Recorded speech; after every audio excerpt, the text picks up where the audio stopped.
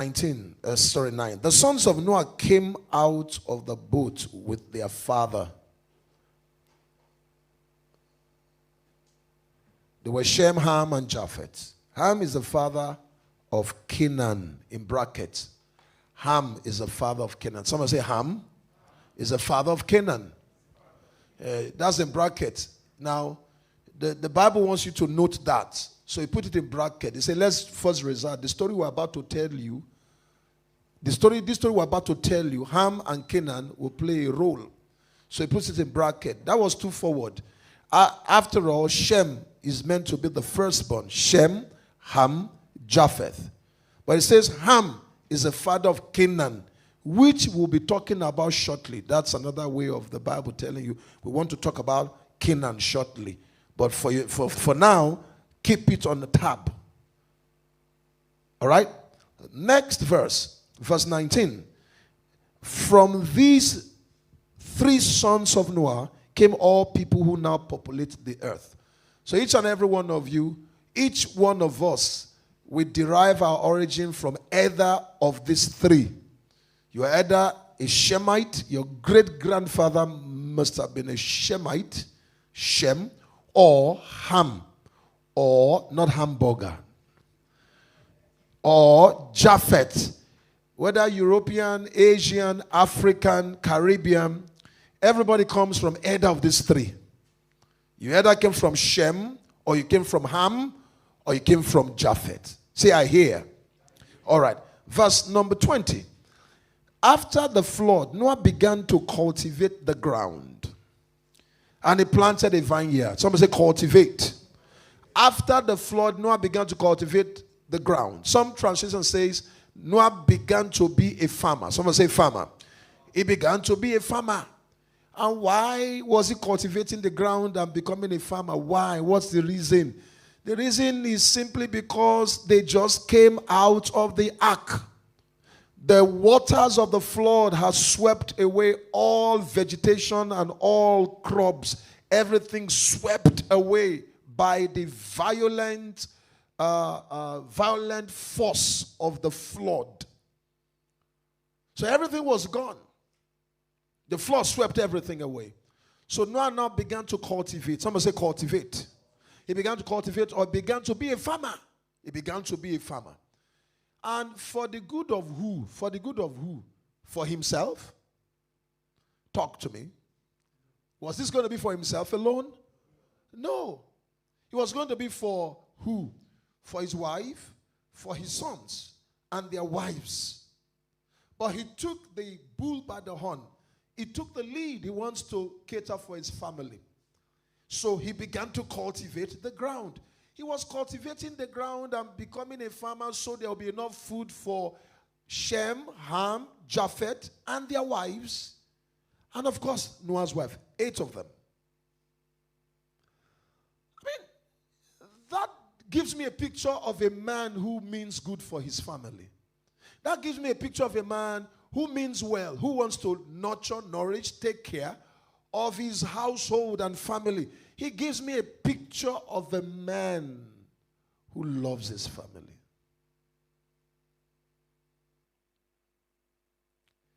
He planted a vineyard, which is okay. God allowed them to plant vineyards. Jesus took of the fruit of the vine, is that right? And he said, I will no longer take with you until I take it anew in the kingdom. Vineyard. Even God said, you will plant vineyards and you will drink thereof.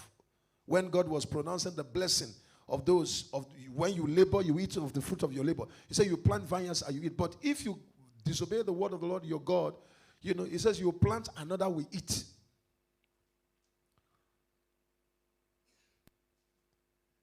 He began to cultivate the ground.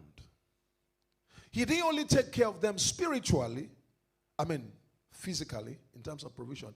He was also responsible for them spiritually. As a matter of fact, if you look at Genesis chapter 7 verse 1, Genesis chapter 7 verse 1, let's just backtrack to Genesis 7 verse 1, and then you read a portion of the Bible. Let's look at this. When everything was ready, the Lord said to Noah, go into the boat with all your family, for among all the people of the earth, are you here? I can see that you alone are what? Righteous. So who alone is righteous? Talk to me. You alone. Now, God didn't even say you and your wife alone. He didn't even say you and your children. He said you alone. And when God says you alone, do you agree with me that specifically refers to who? Noah. You alone.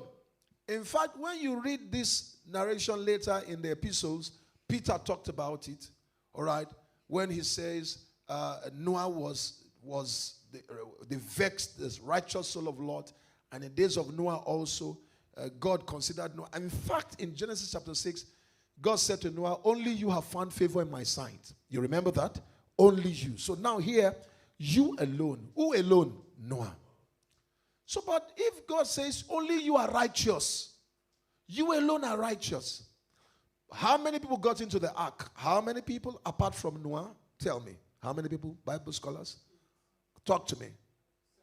7.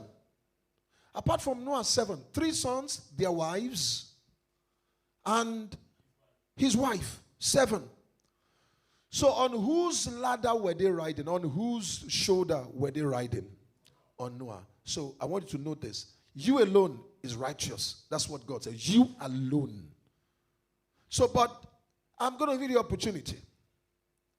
So Genesis chapter 8 verse 1. What does Genesis 8 verse 1 say? Let's go quickly. I've just got less than 2 minutes before I finish my own section of the chat. Genesis chapter number 8 verse 1. But God remembered who? Who did God remember? God remembered Noah. God remembered Noah. God remembered Noah. And all the wild animals and livestock with him in the boat. He sent a wind to blow across the earth, and the flood waters began to recede. God remembered Noah. Only you are righteous. Now, if I were Noah's sons, I will forever be grateful to Dad. I'll forever be grateful to Papa. I'll forever be grateful to Daddy. I'm not sure if when Noah's sons came out of the boat, whether they ever said, Dad, we want to use this opportunity. My brothers and I, Shem, Ham, Japheth, and our wives, we just want to present you a special gift and use this opportunity to say, thank you, Dad. Thank you, Dad, for all you represent and all you do for us. I think Noah's sons and their wives should forever be grateful to Noah. Am I making any sense here? Praise the Lord. I think they should be forever grateful to Noah. Are you aware that their colleagues died in the flood? Are you aware that Shem's friend, Ham's friend, Japheth's friend, all their friends died in the flood? Are you aware that their wives' friends died in the flood? Are you even aware that the parents of the wives, Shem, Ham, and Japheth had wives? Is that right? Those wives, those young girls had parents. Am I right? Why did the parents die? Because they were sucked into the wickedness and evil of that time. So it means that those daughters too must have partaken, or they must have partook of the sin. But Noah became the rallying point and the pivot on which everybody got saved. He said to Noah, I would have killed the whole world, including your children. That's my own way of interpreting. But you are righteous, and I don't want to cause you pain. And if I save only you, procreation will become difficult. So let your wife come in so procreation can continue. Then for your children, these boys, okay, for your sake, let them come in. And then their wives, for procreation's sake, let their wives come in. For procreation's sake. Finally, this is where I hit the nail on the head, and then we pray. In Genesis chapter 9, go back to verse, is it 20? He began to cultivate the ground. Okay. One day he drank some wine he had made, and he became drunk and lay naked inside his what? His tent. Whose tent? Whose tent? His tent. Some say his tent. In those days, tents are also referred to as houses. He drank of the fruit of the vine and became drunk. It is not okay that he became drunk. We don't support the fact that he became drunk, but however, he became drunk. And there's nothing you can do about that. He's drunk. Does God want him to eat of what he planted? Yes. Is God happy that he became drunk? No. Does God want you to eat of the food you prepare? Yes. Is it okay that you become gluttonous? No. Gluttony. No. All right, he's drunk, we know. But now he's in his tent. Someone say in his tent. He's in his tent. That means in his house. He's not in the public place. He's not falling into a gutter. He's not a public spectacle or disgrace. He's in his tent. And then in his tent. Someone say his tent. His house. Is it okay to be naked in your house? Yes. It's your house. But verse 22 tells us Ham, someone say Ham. Ham, the father of Canaan. Welcome, Pastor. God bless you. Ham, the father, please help me get Pastor seated. Where are our people? Ham, the father of Canaan, saw that his father was naked and went outside and told his brothers. How did he see that his father was naked? How did he see that his father was naked? Please talk to me. I want a response. I want a response. Reverend Jibzo is about to come in. Reverend Jibzo is boiling hot there, freshly from heaven's bakery. He wants to churn out some powerful bread. Hurry up, answer me so that the Reverend can come. I don't want the heat to come down, you know. Come again. How did he went inside. How did he get access to his father's tent? He had a spare key. His father gave him spare key. His father loved all of them. His father gave all of them access. His father gave him spare key. So he came in, bumped in. Do you know it's because he had his father's spare key? If he didn't have his father's spare key, will he get into the tent? No. It's likely he will knock. Am I right? And then when he knocks, it's likely Noah will pick up himself somehow and quickly grab something to cover. Am I making sense here? But he gave you spare key. He gave you access. Don't use the access I gave to you against me. Don't. I gave you platform. I gave you entrance. I gave you entry. You have access to my family. You had access to my platform. You have access to my space. In fact, you even have access to my bedroom. You have access to my kitchen. But it would not be morally right for you to now go out there and say, I've been to his kitchen, very dirty kitchen. If you see where they put plates, if you see how they hang cup, you wouldn't have known that if I didn't give you access. It's unfair. I gave you access. It was because I gave you access. That's why you found out I was stripped naked inside of my own tent. Should you go out there and start telling people, come and see daddy's, come and see. I didn't know this is the size of his stuff. I don't know this is how he looks like.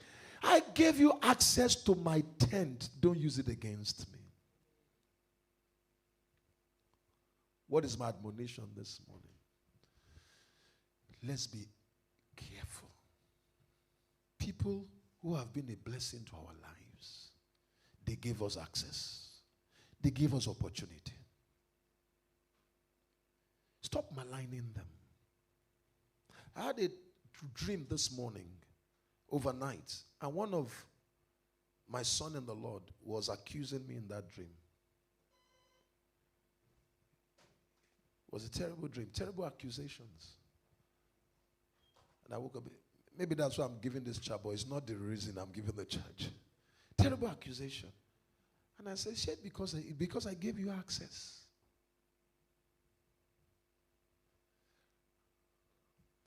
I've been to his church. There are not that many. He's just bragging all over the place. Is it because he gave you access to his platform?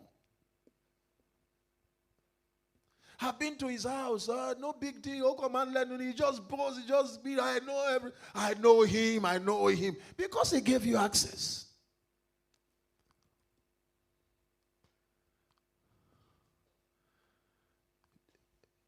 Shem and Japheth took a piece of cloth, turned their faces around. They went backwards. Covered their father, wrapped him up, and they did not see his nakedness. When Noah awoke from his wine, that's how the Bible puts it. When he awoke, someone say he awoke. Whether I like it or not, Noah will always wake up. His condition is not permanent. He will wake up from the wine. And when he wakes up, his relationship with God continues. When he woke up, the rest became history. Ham was cursed. Ham was not only cursed, but the curse went to Canaan, the son of who? Ham. May Canaan be cursed. May he be the lowest of servants to his relatives.